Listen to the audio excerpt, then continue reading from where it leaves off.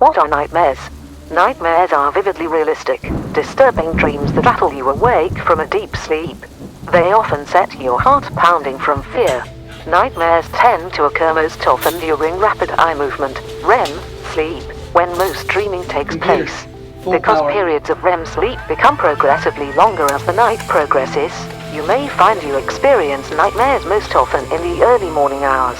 The subjects of nightmares vary from person to person. There are, though, some common nightmares that many people experience. For example, a lot of adults have nightmares about not being able to run fast enough to escape danger or about falling from a great height. If you've gone through a traumatic event, such as an attack or accident, you may have recurrent nightmares about your experience. Although nightmares and night terrors both cause people to awake in great fear, they are different. Night terrors typically occur in the first few hours after falling asleep. They are experienced as feelings, not dreams, so people do not recall why they are terrified upon awakening. Hi, I'm Ripley. This is Speakeasy Jiu-Jitsu. We are back. Calling Lynda.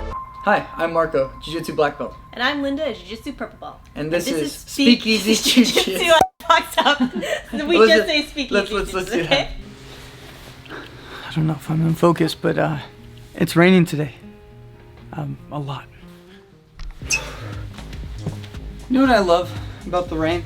Is that if you're happy, it makes you feel cozy. And if you're upset or sad, it's kind of perfect.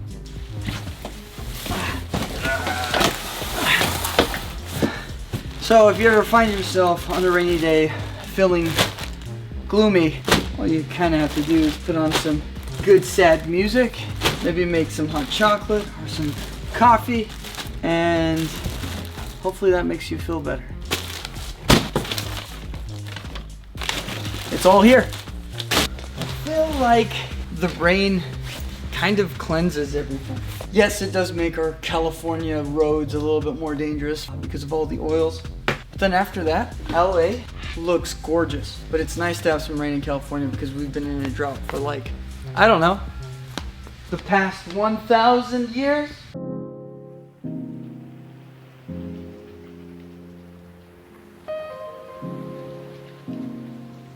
It's kind of like an overall mist now.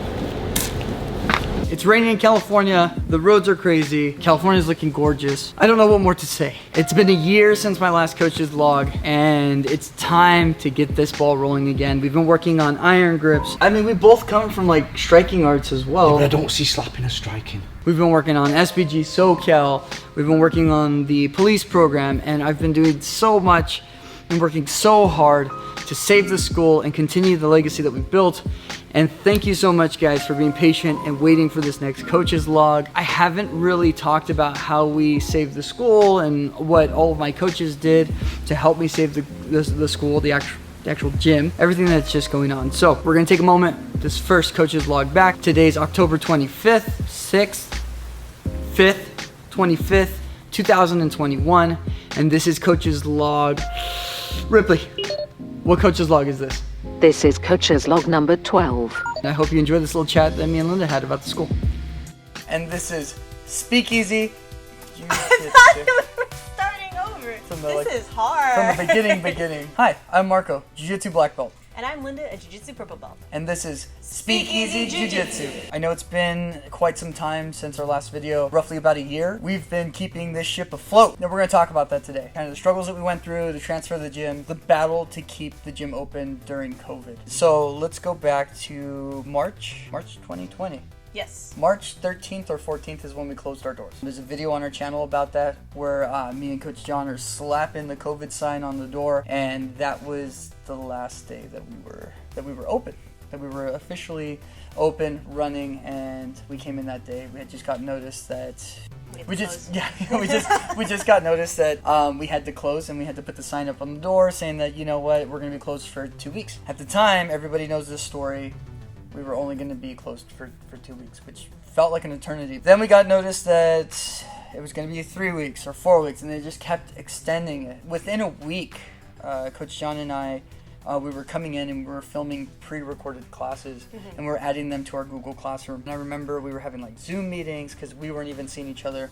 Coach John and I were coming in, and we were taking like different shifts to come in and film our own stuff and edit our own videos and add them to the Google Classroom. Coach Peter was also doing the same. He was in here like all the time filming his MMA stuff, or he was also at home filming his videos doing the MMA stuff. And so we were just pushing out and putting out as much material as we could, so that way we could be still involved in our students' lives and still have something for them to be able to look at and be able to exercise, even though it's not the same as being on the mat. Let's fast forward a couple months. Then we're able to open up. We were able to open up. Yeah, at the end of July. We were open for 2 or 3 weeks. We were able to open up. Yay! Masks, social distancing. We did the tape. 6 feet. Yeah, 6 feet apart. We did the tape boxes on the mat. So we had our students in different boxes. I was in here teaching all the kids classes and some of the adult classes. During that time as well, we were allowed to have essential workers in here. So we got a contract with the local police department, and we were having all the recruits come in, and so we were teaching them ground techniques and restraint, and it was really good because inevitably that's what really kept the gym open, and that's what helped us pay our bills. Going into August, we had to close our doors again because the numbers were looking bad. The COVID numbers. Yeah. Our numbers were looking, they were looking bad too. Well, I mean, it wasn't zero. Yeah, it wasn't zero, but we were struggling. Yeah. I had a meeting with Coach John, and we sat down, and he said, look, things are really hard. Things are really tough for me and my family and for the gym. I have no choice but to sell my house and move to Montana. This was a big shock for me. I was devastated. I didn't know what to think, and so he said, look, you can keep all the equipment from the gym, you could close the gym, and then open up when you feel it's safe. So then that next week, my wife and I, we went driving all around Pasadena. We looked at properties in Glendale, Burbank, Alhambra, all the surrounding areas, and everything was the same price for what, like, rent-wise, what I'm paying here. And parking lot, lack of parking. Yeah, there was like no parking anywhere. We have the best parking in Pasadena, the best parking, and it's free for anybody who comes here. And if you stop here and you go to the restaurant across the street, boo on you because you're taking more.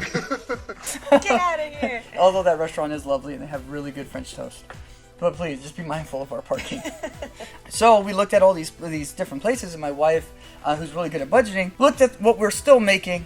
And she said, look, we can keep the space with what you are still making. She was like, we're not going to make any money. It's going to be hard. Yeah, it's going to be really hard, but we can, as long as we can get signups or just push through with what we have, we can make it. I created a new LLC, which was Speakeasy Jiu-Jitsu. And the school was no longer Jitsu Fit, so John took Jitsu Fit with him to Montana. And Speakeasy Jiu-Jitsu joined SBG, and we became the new SBG SoCal. We weren't out of the water yet. No. So then we kept doing the online classes. I was like, before John had switched, I told him, hey, we should do live Zoom classes. And he said that the numbers wouldn't justify the amount of hours. But I kept pushing. So now that I own the school, we started doing the outdoor classes. Yeah. So we started an outdoor. We started doing this. We did Zoom. We did Zoom first. And then as soon as they let us do outdoor, we went to outdoor, and we did both. So then through the California heat, Lynda and I were outside in the parking lot, and good thing we had the parking lot because that's what what saved us. Yeah, we were able to get new signups despite COVID. Coach Peter kept getting signups in the MMA. He was doing outdoor classes here in the parking lot, and God bless him because it was cold at times. Yeah. It went from being really hot with us doing the outdoor classes with the kids. Freezing. Then the sun would go down, and then it would be freezing out there. We kept working and we kept doing our best. One of the scariest times of my life, but we just kept doing it. And I think because the team that we have and the people that we have, that's the reason why we still have a gym.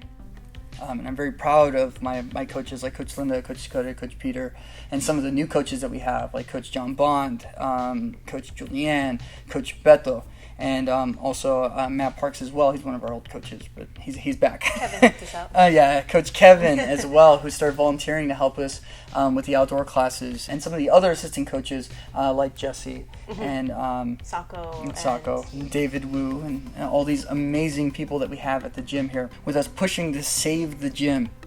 It actually brought us closer, and the people here now, all the students here, can see the community and what we've built and the dedication of the coaches. Yeah, because none of the coaches were getting paid. Yeah. Like, the school was making enough just for rent. When we did the renovation to the gym, my wife and I, we pulled money out of our savings and we put everything we had into sort of giving the gym this new vibe and this new look, because we wanted people to have something, if they were coming back, if they were a returning student after COVID, have this like, whoa, this is what I'm coming back to, and this is awesome. And we also wanted the gym to be like a selling point in its own. There's a lot of hard work, a lot of things going on with with building desks and the wood and the painting and getting new mats and installing those, and we'll do a full video on the mat install and talk about that process as well. Definitely a scary time having a gym during COVID. Yeah. Definitely a scary time doing jiu-jitsu during COVID. Jiu-jitsu, yes. Yeah, because in jiu-jitsu you have to touch each other. It's weird. We have to. It's weird now. Yeah. COVID. Yeah, we almost switched to being like one of those schools that do like chi blasts. So that way we wouldn't have to touch each other. Our MMA program, people felt really comfortable with the MMA program. Seems like it's going to be time for whiskey break. Yeah. So let's have some whiskey. Today we are having the Macallan Classic Cut. This was actually a gift from a student of mine, Mr. Will. I'll leave it at that. And he was very generous and got me Macallan. As you guys know from watching the channel, I really like whiskey. Lynda doesn't really like whiskey, but she drinks it because she is a mooch, and she will drink whatever we pour, as long as it's something nice. Even you drink the cheap stuff too. Yes. Sometimes I tell her it's expensive, but it's I actually can't really taste cheap. the difference. Let's see if I can get this. I've never opened a bottle of Macallan before. Okay, so like how fancy is this whiskey? This whiskey's pretty good. Oh, it's pretty fancy. Yeah. Okay. Oh. Ooh. All right. I got it. No, you spoke too loud. It's whiskey ASMR. It's whiskey ASMR. I'll do this again. Hold on. We have a mic right here. All right. Here we go. Let's do a pour. I thought you were gonna fill it all the way You up. don't want me to pour it? All the way to the brim. Did you All put right. some of that back?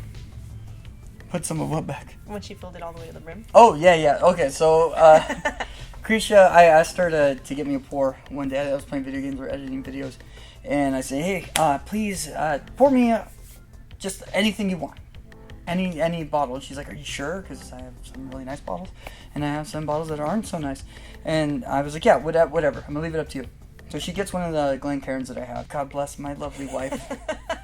And she picked something. I can't remember what it was.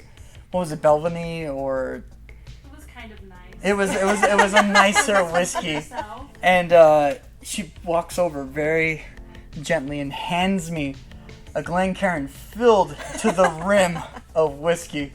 And I was like, good God! I can't. Number one, I shouldn't be drinking that much whiskey. But number two, I don't want to drink that much of that whiskey because I feel like it's a waste after a certain point. So I was back over the sink trying to pour as much of it back in. But yeah, I ended up saving a lot of it. Thank you guys to those of you who stuck around with us during this long ass bout of COVID. That's still happening.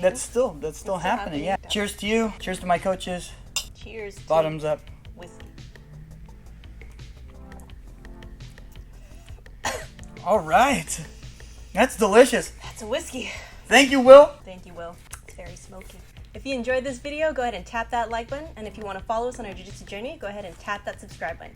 You can also tap the notification bell to be notified of our future videos. Remember, tap early, tap often, and we're tapping out. Roomba is a series of autonomous robotic vacuum cleaners sold by Arabut. Introduced in September 2002, Roombas feature a set of sensors that enable them to navigate the floor area of a home and clean it. This is Bishop, an inferior AI.